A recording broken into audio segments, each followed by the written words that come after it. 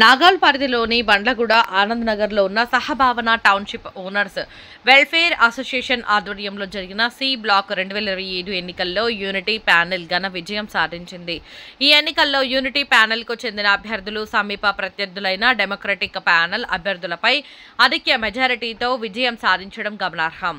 ఎన్నికల ఫలితాలు వెలువడిన వెంటనే అపార్ట్మెంట్ వాసులు ఘనంగా సెలబ్రేట్ చేశారు.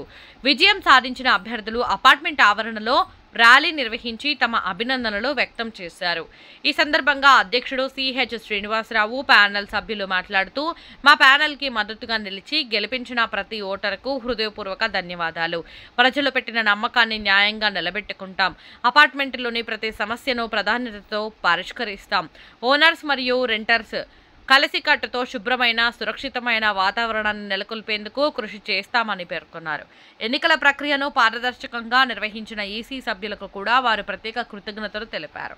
తమ పనితీరుతో అందరి నమ్మకాన్ని నిలబెట్టుకుంటామని, అందరి అభివృద్ధి లక్ష్యంగా ముందుకు సాగుతామని స్పష్టం చేశారు. ఈరోజు మా సి బ్లాక్ అసోసియేషన్ ఎన్నికలు జరిగినాయి.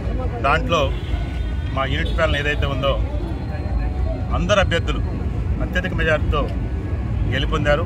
గెలిపించినటువంటి ప్రతి ఒక్క ఓటర్కి ప్రత్యేక ధన్యవాదాలు తెలుపుతా ఉన్నాను.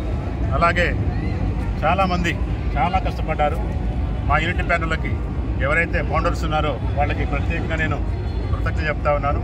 ఎందుకంటే నన్ను ప్రోత్సహించి నన్ను ముందు పెట్టి నన్ను ప్రెసిడెంట్గా నిలవడమని చెప్పినటువంటి ఫౌండర్స్ నలుగురు ఉన్నారు. ఆ నలుగురికి ప్రత్యేకంగా కృతజ్ఞత చెప్తాను. అట్లానే నాతో పాటు గెలిచినటువంటి అభ్యర్థులందరూ కూడా శుభాకాంక్షలు తెలుపుతా ఉన్నాను. Thank you very much. మేము ఏదైతే మేనిఫెస్టోలో కొన్ని పొందపరిచామో వాటిని సాధ్యమైనంత మేరకు చేస్తామని హామీ ఇస్తా ఉన్నాను.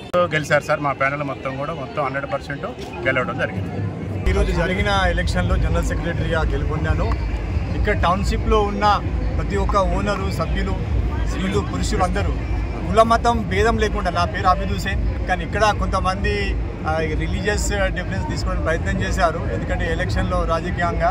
కానీ అవన్నీ కాకుండా అందరూ సమభావంతో ఈరోజు యూనిట్ ప్యానెల్కు ఓటేసి సమైక్యతను మరొకసారి చాటారు. కానీ మన యొక్క ఈ టౌన్షిప్లో ఇది మన రాజీవ్ సాగర్ కార్పొరేషన్ ఏదైతే ఉందో ఇది 10 సంవత్సరాల నుంచి ఇక్కడ చేయాల్సిన పనులు చేయట్లేదు. ముఖ్యంగా మాకు ఇక్కడ కాంపౌండ్ వాళ్ళ ఒక ప్రాబ్లం, వాటర్ ఇష్యూ ఉన్నది.